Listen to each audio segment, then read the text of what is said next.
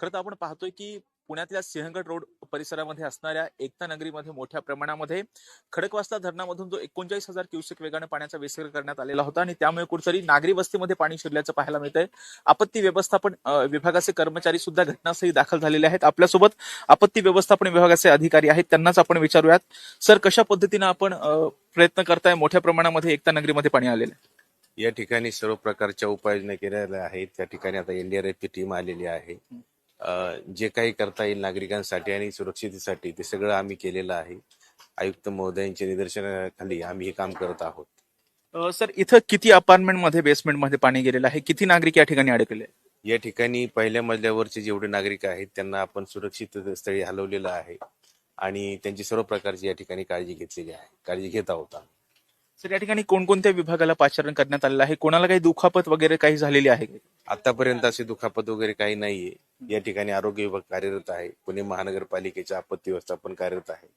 एनडीआरएफची team या ठिकाणी आता आलेली आहे आणि सर्व प्रकारची काळजी या ठिकाणी घेतली जात आहे.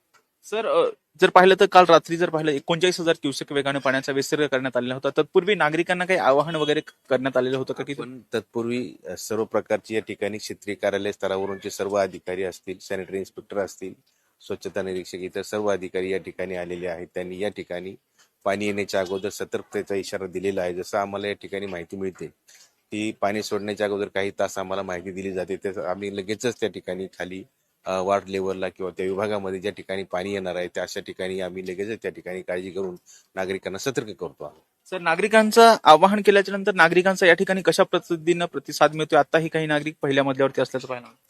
नागरिकांना आम्ही त्या ठिकाणी प्रत्येक वेळ जसं जसं पाणी वाढत आहे तसंच आम्ही आवाहन करतो की आपण त्या ठिकाणी सुरक्षिततेस्थळी जाण्याचं आवाहन आम्ही केलेलं आहे.